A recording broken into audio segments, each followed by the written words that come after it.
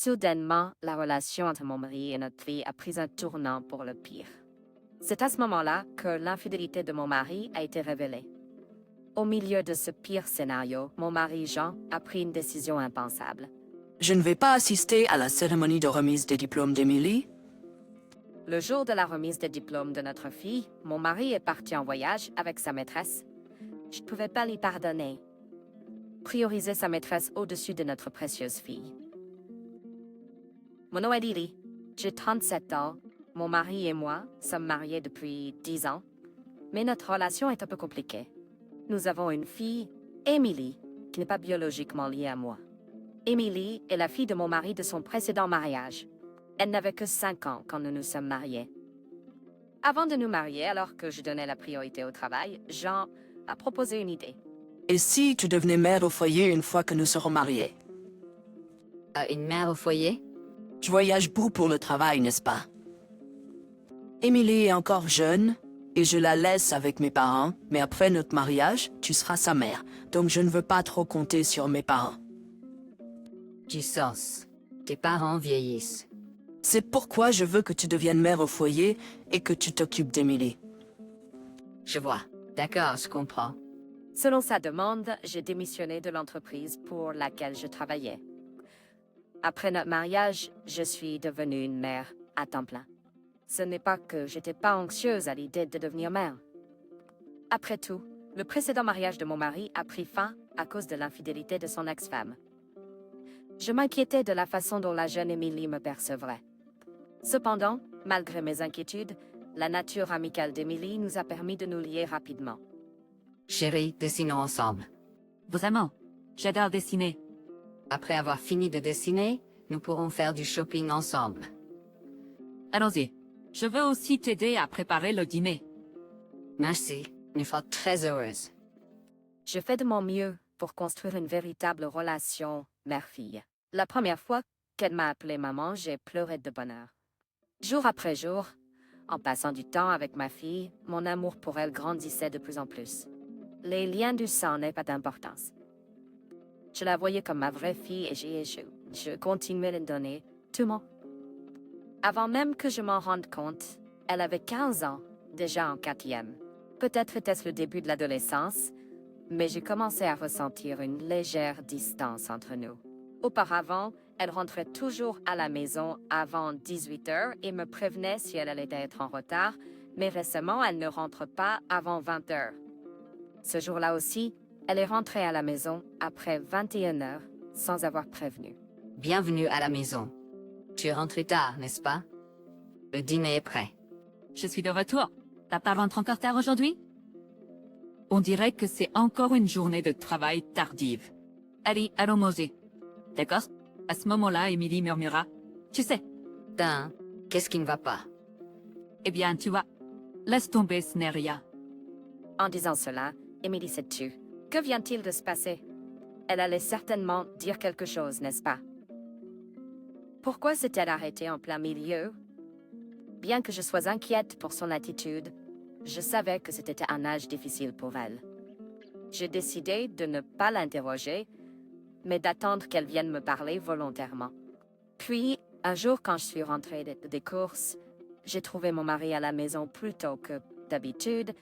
De plus, il était en train de se disputer violemment avec Emily. J'ai rapidement intervenu entre les deux. John, pourquoi tu élèves autant la voix? Calme-toi.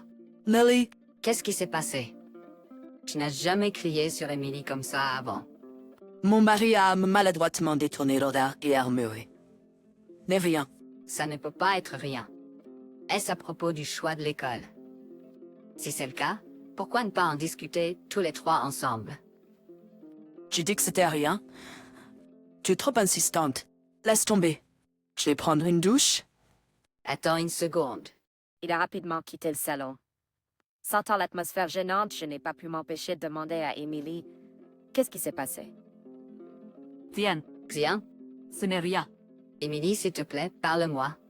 Il doit y avoir eu quelque chose pour que ça dégénère en dispute, non? Laisse-moi tranquille. Ce n'est pas tes affaires.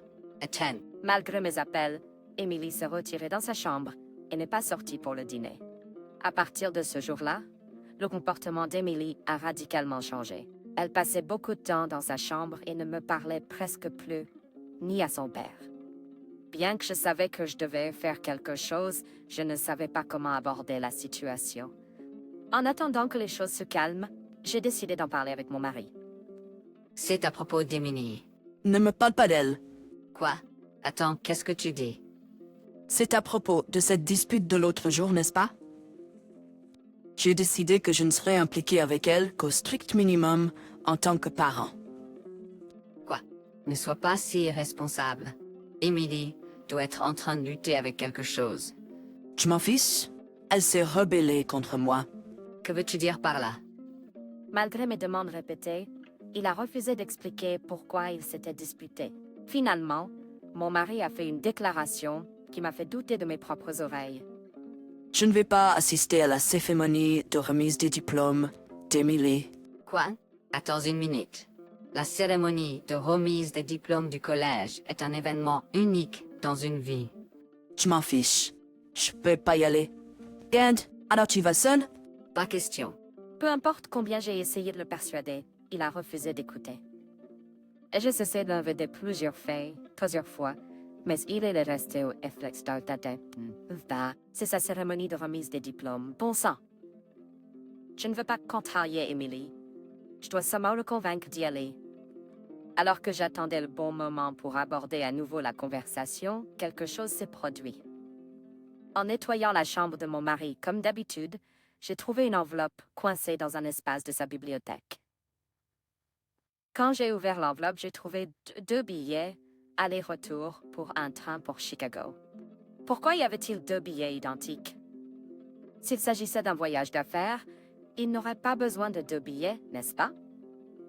C'est alors que j'ai réalisé, la date de départ imprimée sur le billet était le même jour que la remise des diplômes d'Emily. J'ai eu un mauvais pressentiment à ce sujet. J'ai immédiatement engagé un détective privé pour confirmer mes soupçons. Quelques jours plus tard, mes craintes ont été confirmées. Il a été révélé que mon mari avait une liaison derrière mon dos. Le détective a présenté une série de preuves photographiques et a calmement expliqué les résultats. Eh bien, il semble que votre mari ait effectivement une liaison. L'autre femme semble être une collègue plus jeune de son entreprise. Je vois, je n'ai jamais remarqué car il travaille tard et voyage beaucoup pour le travail. Je déteste vous l'apprendre, mais pendant notre période d'enquête, il n'a jamais travaillé tard. Chaque jour, il était soit chez la femme, soit en train de dîner avec elle. Je vois. Il semble qu'il prévoit de partir en voyage d'une semaine à Chicago avec cette femme. À ce moment-là, toute confiance et affection pour mon mari ont disparu en un instant. Je n'arrivais pas à y croire. Non seulement il avait une liaison alors qu'il avait une famille, mais il prévoyait également un voyage avec sa maîtresse le jour de la remise des diplômes de notre fille. Je ne peux absolument pas pardonner ce comportement. Quand je suis rentrée chez moi, j'ai commencé à chercher un nouvel endroit où vivre pour être prête à partir à tout moment. J'ai également pris la décision de retourner au travail que j'avais autrefois quitté. J'aurai la capacité de m'épanouir dans n'importe quelle situation tant que j'ai un nouveau lieu de vie et un travail. C'est alors que j'ai eu une soudaine prise de conscience, c'est-à-dire la présence d'Emily. Pour être honnête, je la considère comme ma vraie fille et je l'aime du fond du cœur. Même si je devais divorcer, je veux avoir la garde d'elle. Mais choisirait-elle de rester avec moi, une mère non biologique? Ne serait-il pas préférable pour elle d'être avec son père, avec qui elle est depuis sa naissance? Étant donné l'infidélité récente de mon mari, j'étais devenue pessimiste, surtout à ce moment-là. Je n'avais aucune confiance qu'elle me choisirait. Au pire, je me préparais à vivre seule. Depuis lors, j'ai décidé de chérir le temps qu'il me reste avec ma fille. Pendant mes jours de congé, je l'ai invitée à faire du shopping et nous sommes allés dans des cafés ensemble. Même si je divorce et que nous sommes séparés, je veillerai à garder en mémoire ces jours. J'ai gravé les moments joyeux avec elle dans mon cœur. En mangeant ensemble, j'ai décidé d'aborder le sujet de sa cérémonie de remise des diplômes de manière décontractée. Ton père a dit qu'il ne pourrait pas assister à ta cérémonie de remise des diplômes. Vraiment? Je suis désolée. Il semble être occupé par le travail, mais je te promets que je serai là. D'accord, je suis bien avec toi. J'ai besoin de personne d'autre. Comme prévu, la réaction d'Emily était plutôt indifférente. En voyant ma propre fille comme ça, je ne pouvais m'empêcher de ressentir des émotions indescriptibles. Le jour de la remise des diplômes est arrivé. Quand je me suis réveillée le matin, mon mari était déjà parti. Je suis qu'il est parti en voyage avec sa maîtresse. Bien sûr, j'ai assisté à la cérémonie de remise de diplôme. En regardant ma fille recevoir son diplôme, les larmes me sont montées aux yeux. Elle était si petite quand nous nous sommes rencontrés pour la première fois. Je ne veux pas la laisser partir. Mes sentiments devenaient plus forts, mais je me disais sans cesse, ce n'est pas à moi de décider, et j'ai forcé mes émotions à se taire. Après que la cérémonie de remise des diplômes se soit déroulée sans encombre, nous sommes rentrés à la maison. Avant que mon mari ne rentre à la maison, je vais tout dire à Emily et quitter la maison. J'avais pris cette décision, mais quand le moment est venu, je n'ai pas pu me résoudre à entamer la conversation. Alors que j'hésitais un instant, ma fille a pris la parole. Et maman, même si nous ne sommes pas liés biologiquement, tu es quand même ma maman, n'est-ce pas? Quoi? Malgré le choc d'Hermel, j'ai répondu avec confiance. Que dis-tu? Bien sûr que je le suis. Je serai toujours ta maman. Oui, j'en sais. Je suis comme de l'entendre. Au moment où je l'ai vue sourire chaleureusement, mon cœur s'est instantanément allégé. C'est le moment. Avec cette pensée, j'ai pris ma décision et j'ai décidé de tout ouvrir et de partager tout. Émilie, je pense à divorcer de ton père. Oui, je pense que c'est une bonne idée. Quoi? J'ai été surprise de voir à quel point elle a facilement accepté l'idée du divorce. Est-ce que ça va pour toi? Le divorce, je veux dire. Ça va. Tu as découvert son aventure, n'est-ce pas? Attends-tu. Oui, t'as pas eu une aventure. Comment as-tu? J'ai eu la chance de voir son aventure, ce jour-là. Quand je l'ai confrontée, nous avons avoir une grosse dispute. Ce jour-là, elle faisait référence au jour où ils ont eu une grosse dispute il y a quelque temps. Elle a par hasard repéré son père et sa maîtresse en public et l'a confronté, ce qui a fini par tourner en dispute houleuse. Mes yeux ont commencé à brûler et ma vision est devenue floue. Portait-elle ce fardeau toute seule tout ce temps? Cette pensée a serré ma poitrine avec malaise. Retenant mes larmes, j'ai regardé Emily droit dans les yeux. Tu peux choisir avec qui tu veux être. C'est ta décision. Tu peux choisir avec qui tu veux être. C'est ta décision. De quoi parlez-vous? Je vais être définitivement avec toi. Es-tu sûr? Bien sûr. Je n'ai pas besoin d'un père qui trompe sa famille à la maison. Il ne vaut pas la peine d'être tour. Emily. Tu es ma seule famille. Je l'ai serré fort dans mes bras. C'est ainsi qu'il a été décidé que je la prendrai avec moi. Nos actions suivantes ont été rapides. Nous avons réussi à terminer le déménagement avant que mon mari ne rentre de son voyage en transportant nos affaires dans la nouvelle maison que nous avions déjà louée. Comme j'avais tout planifié à l'avance, le processus s'est avéré plus rapide que prévu. Ouais, apparemment, espacant les pieds de divorce sur le bureau, mon mari appelait. Penny, qu'est-ce que c'est que ces papiers de divorce? Il signifie exactement ce que tu penses. Divorçons. Tu es toujours en colère à cause de mon absence à la cérémonie de remise des diplômes. C'était à cause du travail, je n'avais pas d'autre choix. J'étais complètement dégoûtée par mon mari, qui essayait encore de jouer les innocents. Yves Sam. Quoi, qu'est-ce que ça veut dire? Je suis toujours occupée avec mes voyages d'affaires. Au fait, as-tu assisté à la cérémonie de remise des diplômes comme prévu? Oui, ensuite c'est à mon tour, ainsi qu'à Emily, de recevoir notre diplôme de ta part. Prim, qu'est-ce que tu... Je t'ai bien amusé? Ton voyage avec ta collègue junior, Marie, c'était ça? Quoi, de quoi tu parles? Alors explique-moi de quoi il s'agit. Après avoir envoyé les photos de preuve du détective via iMessage, mon mari a été visiblement secoué et a eu du mal à trouver ses mots. Pourquoi aurais-tu pris des photos en secret, comme ça? Une espionne? C'est dégoûtant. S'impliquer avec des femmes au travail, c'est bien plus dégoûtant. Quoi? C'est de ta faute si t'es pas attirante en tant que femme. Comment ça? Tu essaies de dire que c'est de ma faute? Tu passes tes journées à ne rien faire. Est-ce que ta seule réussite est d'avoir engagé un détective pour rassembler des preuves dans mon dos? Où suis-je censé trouver du désir pour une femme comme ça? N'est-ce pas toi qui m'as demandé d'être une mère au foyer quand nous nous sommes mariés? Je ne m'attendais pas à ce que tu deviennes un cochon laid comme ça. C'est ma seule erreur. Ah, quelle erreur! J'ai laissé éclater ma colère contre lui sans retenue. Au fait, assure-toi de soumettre ces papiers de divorce, d'accord? Oh, et je vais également réclamer une pension alimentaire, ainsi qu'une pension pour les enfants. Alors prépare-toi à ça. Attends une minute. Emily est mon enfant. Tu prévois de l'emmener sans ma permission?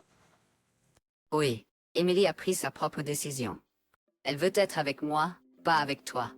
Impossible. Je suis celui qui partage le sang avec Emily. Il n'y a aucun moyen qu'elle choisisse un étranger comme toi. Au moment où j'ai entendu ces mots, ma patience a cédé. Hein? Qui parle? Qui a décidé de partir en voyage avec une maîtresse, au lieu d'assister à la cérémonie de remise des diplômes de sa chère fille. Tu devrais avoir honte. Toi, comment oses-tu aller aussi loin? Être marié à quelqu'un comme toi n'est rien d'autre qu'un sombre chapitre de ma vie. Notre mariage est fini. Emily et moi allons vivre ensemble et ne plus jamais te montrer devant nous. Ma fille me frotte doucement le dos, me donnant de la force après mon éclat passionné. Elle prend ensuite le téléphone pour parler à son père. Allô, papa? Emily, qu'est-ce que tu fais? Chef, tu parles maintenant, je vais vivre avec maman. Ne nous dérange plus. Toi, tu te prends pour qui? Je suis ta seule famille biologique, tu sais? Alors elle rétorque froidement. Famille? Tu nous as trahis, maman et moi, et tu appelles ça une famille? Ne me fais pas rire. Les liens du sang ne signifient rien. J'ai décidé de croire en ma mère, qui m'aime bien. Tu es le plus bas des bas, en ayant des affaires alors que tu es marié. Dégoûtant, tu n'es plus un père à mes yeux. Avec ça, elle a raccroché le téléphone. Voilà. Avec un profond soupir de soulagement, elle a étiré son corps et a rayonné d'un sourire de pure joie. La voir comme ça a quelque peu allégé mon cœur aussi. Avec les preuves certaines infidélités, j'ai divorcé rapidement. Emily a fortement souhaité que je sa garde, et c'est ce que j'ai fait. Par l'intermédiaire d'un avocat, j'ai demandé une compensation à sa maîtresse, et je me suis également assuré qu'il paie une pension alimentaire en plus de cela. La maîtresse de John a été outrée d'être poursuivie et a immédiatement rompu avec lui. De plus, en répandant l'histoire de leur rupture au travail, sa réputation a chuté. Les nouvelles de son aventure et de l'abandon de sa fille se sont rapidement répandues dans toute l'entreprise. Apparemment, John a été largué par sa femme pour avoir une aventure avec une collègue plus jeune. LOL. N'avait-il pas une fille? C'est vraiment bas. Être abandonné par sa propre fille, c'est un gros coup dur. Lorsque l'entreprise a enquêté sur les rumeurs, ces méfaits ont été révélés les uns après les autres. Il a mené sa maîtresse en voyage d'affaires et gonflait ses notes de frais. Il a été immédiatement licencié et a dû rembourser toutes les dépenses de voyage frauduleuses. Ayant tout perdu, il a emménagé dans un appartement bon marché et mène apparemment une vie difficile. Il n'y a personne pour lui tendre la main et il restera probablement seul et pauvre à l'avenir également. Contrairement à mon ex-mari, je mène une vie remarquablement prospère. J'ai pu retrouver mon ancien emploi et mon temps avec ma fille est épanouissant. Pendant nos jours de congé, nous sortons ensemble et cuisinons des repas, profitant d'un véritable lien parent-enfant chaque jour. Et maman, que dirais-tu de manger des macaronis au fromage pour le dîner aujourd'hui? Ça me va. Et si on cuisinait ensemble? Il faudra aussi faire les courses. Oh, et t'as un c'est qui l'ouvrir? D'accord. Préparons-nous alors. J'ai plus aucun souci. J'ai l'intention de conduire à marcher, main dans la main, avec la fille qui m'a choisi.